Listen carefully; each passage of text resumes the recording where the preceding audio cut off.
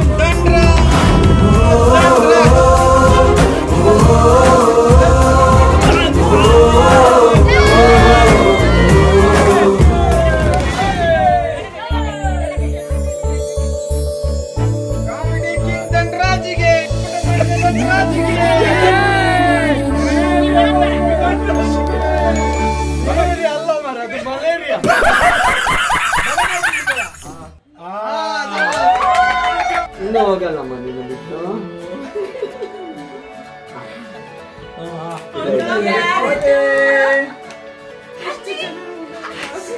ಮಗಳು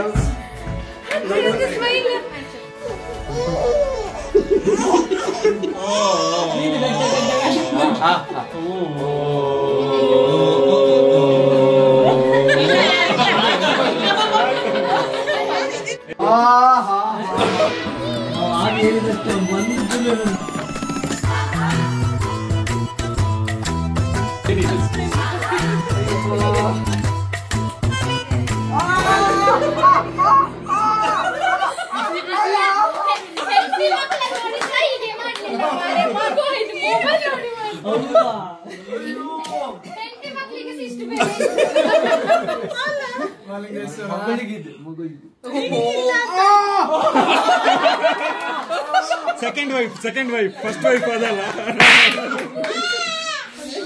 ನೋಡಿ ನಮ್ಮ ಹೀರೋ ಬಂದಿದ್ದಾರೆ. ಮನೆ ನೋಡಿ ಹೇಗ ಅನಿಸ್ತು? ಮತ್ತೆ ಬಂದಲ್ಲ ಮತ್ತೆ ಬಂದಲ್ಲ ಅಂತ ಅವಾಗ ಮಿಸ್ ಮಾಡ್ಕೊಂಡಿದ್ದು. 3 ತಿಂಗಳು 4 ತಿಂಗಳು ಆಗ್ತಾ ಬಂತ ಹತ್ರ ಪ್ರಜ್ಞೆ ಇಲ್ಲದೆ ಸಪುರ ಆಗ್ಬಿಟ್ಟಿದ್ದಾನೆ ನನ್ನ ಮಗಳು. ನಾನು ಇಲ್ಲದೆ ಖುಷಿಯಲ್ಲಿಯಾ ಬೇಜಾರದಲ್ಲಿ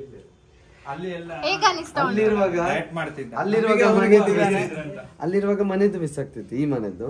ಈಗ ಇಲ್ಲಿ ಬಂದಾಗ ಆ ಮನೆ ಬೆಳಿಗ್ಗೆಯಿಂದ ಮಾತಾಡ್ಬೇಕು. ಮೈಕ್ ಎಷ್ಟು ಸಲ ನೋಡ್ತೀವಿ ಮೈಕ್ ಇಟ್ಕೊಂಡು. ಅಲ್ಲ ಇವ ಇನ್ನು ಸಾಂಗ್ ಇದ್ರೆ ಸಾಂಗ್ ಹಾಕಿದ್ಮೇಲೆ ಹೇಳುದಾಯ್ತು ಬೆಳಿಗ್ಗೆ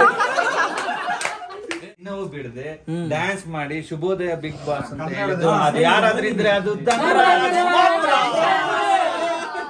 ನಾನು ಕಂಟೆಸ್ಟೆಂಟ್ ಆಗಿ ಹೋಗಿದ್ದು 3 ಅಂದ್ರೆ ನನ್ನ ಮಗಳು ಹುಟ್ಟಿದ್ದು 21 2 1 3 3ನೇ ಕಂಟೆಸ್ಟ್. ಯಾವ ಸೀಸನ್? 11. ನನ್ನ ಹೆಂಡತಿ ಹುಟ್ಟಿದ್ದು 29 9+2 ಟಾಪ್ 7. ನಾನು ಹುಟ್ಟಿದ್ದು 7. ನಾನು ಅಪ್ಪ ಅಮ್ಮನ ಹತ್ರ ಕೇಳ್ಬೇಕು, ನೀವ್ ಯಾಕೆ ಮೊದ್ಲೇ ಪ್ಲಾನ್ ಮಾಡಿ ಒಂದಕ್ಕೆ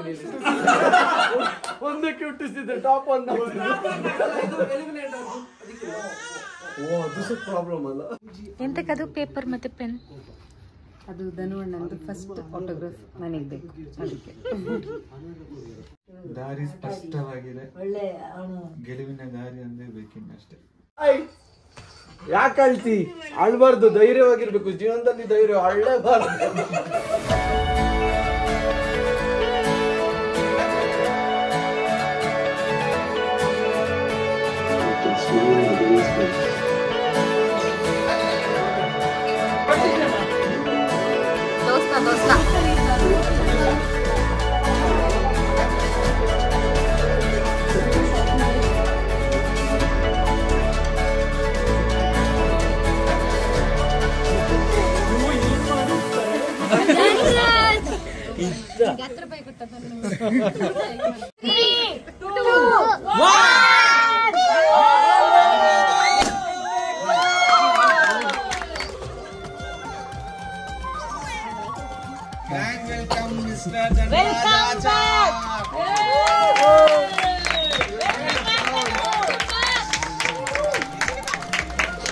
ಇದೆಂತ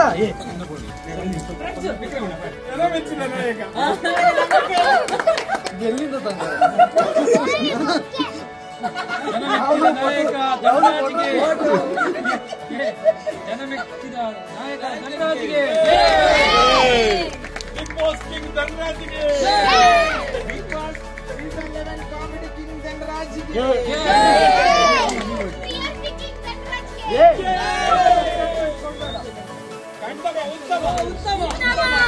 ಮುಂದೆ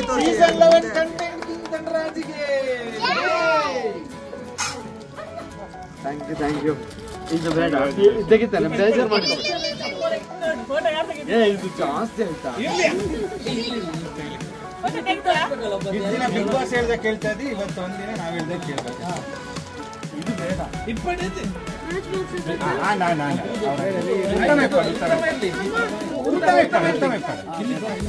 ಥ್ಯಾಂಕ್ ಯು ಸೋ ಮಚ್. ಎಲ್ಲರೂ ಬಂದಿದ್ದೀವಿ. ಆಮೇಲೆ ಇದೊಂದು ಸ್ಪೆಷಲ್ ಸರ್ಪ್ರೈಸ್ ಸಾನ್ವಿ ಇವೆಂಟ್ಸ್ ಅವರು ಮಾಡಿದ್ದಾರೆ, ಡೆಕೋರೇಟ್ ಮಾಡಿಕೊಟ್ಟಿದ್ದಾರೆ. ಬಹಳ ಚೆನ್ನಾಗಿ ಮಾಡಿದ್ದಾರೆ.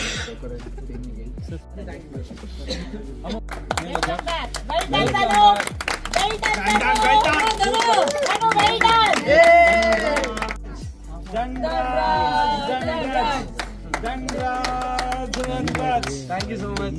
ಎಲ್ಲರೂ ಎಷ್ಟು ಸಪೋರ್ಟ್ ಮಾಡಿದ್ದೀರ ಅಂತ ಗೊತ್ತು. ಈ ಫಿನಾಲೆಗೆ ಇನ್ನೊಂದು ವಾರ ಇರುವಾಗ ಬಂದೆ, ಆದ್ರೆ ಅದೊಂದು ಬೇಜಾರಿದೆ. ಬಟ್ ತುಂಬಾ ಖುಷಿ ಇದೆ ಅಲ್ಲಿವರೆಗೂ ಹೋಗಿರೋದಕ್ಕೆ, ನೀವೆಲ್ಲ ಸಪೋರ್ಟ್ ಮಾಡಿ. ಅಲ್ಲಿ ಹೋಗಿ ಸಾಬೀತುಪಡಿಸಿದೆ. 110 ದಿನ ಎಲ್ಲ ಕರ್ನಾಟಕ ಜನತೆಗೆ ಎಂಟರ್ಟೈನ್ಮೆಂಟ್ ಕೊಟ್ಟಿದೆ.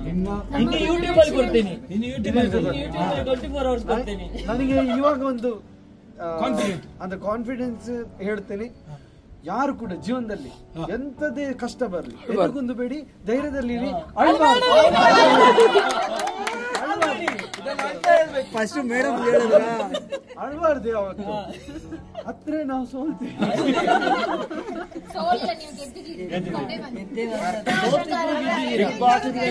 ಫೈನಲ್ ಮಿಸ್ ಮಾಡ್ಕೊಂಡು ಇಲ್ಲಿ ಬಂದಿರ್ಬೋದು, ಆದ್ರೆ ಕರ್ನಾಟಕ ಜನರ ಮನಸ್ಸನ್ನು ಗೆದ್ದಿದೆ ಅಂತ ಹೇಳಿ ಮನೆ ಮನೆ ಮಾತಾಗ್ಬಿಟ್ಟು ಪ್ರತಿ ಜನರು ಮಕ್ಕಳ ಮನಸ್ಸನ್ನು ಗೆದ್ದಿದೆ. ಮಿಸ್ ಮಾಡ್ಕೊಳ್ತಾ ಅಷ್ಟೇ.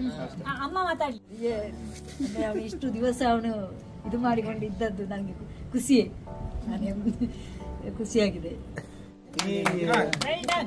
ನನಗೆ ಫಸ್ಟ್ ಈಗ ಮನೆಯಿಂದ ಬಂದು ಇಂಥ ಒಂದು ಸೆಲೆಬ್ರೇಷನ್ ಕೊಟ್ಟಿರೋದು ಇದು ಫಸ್ಟ್ ಟೈಮ್.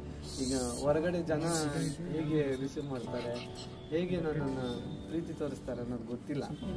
ನಾಳೆ ಹೊರಗಡೆ ಹೋದ್ಮೇಲೆ ಅದನ್ನು ಹೇಗೆ ರಿಯಾಕ್ಟ್ ಮಾಡಬೇಕು, ನಾನು ಫೀಲ್ ಮಾಡ್ಕೋಬೇಕು ಅನ್ನೋದು.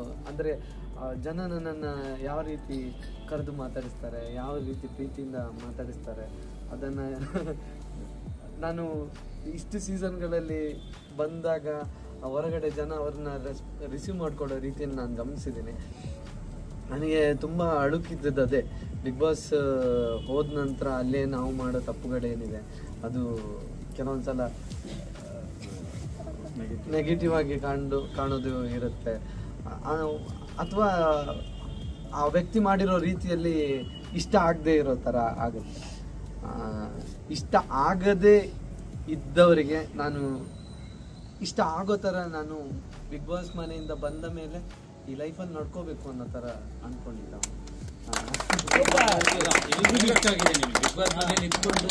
ಕರ್ನಾಟಕದ ಮನೆ ಮನೆ ಮಾತಾಗಿದ್ಯಾ,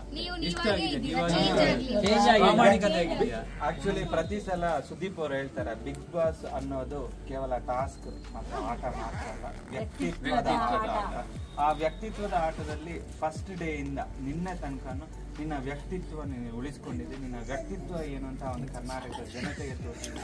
ಅದು ಟಾಸ್ಕಲ್ಲಿ ಕಳೆದ 4 weeks ಅಲ್ಲಿ ಟಾಸ್ಕ್ ಎಂಟರ್ಟೈನ್ಮೆಂಟ್ ಏನು ಅಂತ ಬಂದ್ರು ಪ್ರತಿಯೊಂದು ಆ ವಿಷಯಗಳಲ್ಲೂ ಧನರಾಜ್ ಆಚಾರ್ಯ ಲೀಡ್ ರೋಲ್ ಅಲ್ಲಿ ಇರೋದನ್ನ ನಾವು ಬಿಗ್ ಬಾಸ್ ಸೀಸನ್ 11 ಅಲ್ಲಿ ಪ್ರಾಮಾಣಿಕತೆ ಅಂತ ಯಾರು ಅಂತ ಕೇಳಿದ್ರೆ ಹೆಸರೇ ಬರ್ತಾರೆ. Thank you.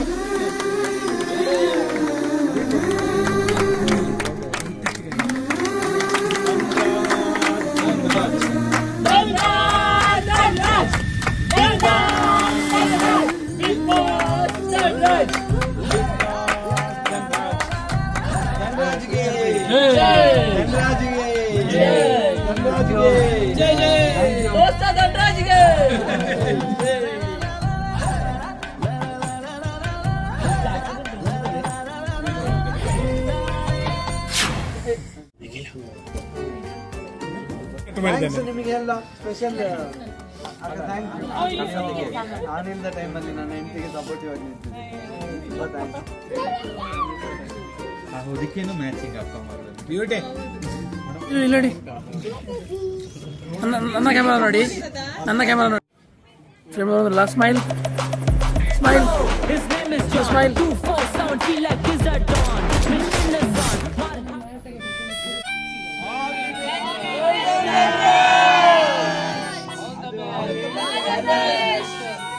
Well done, Dhanraj.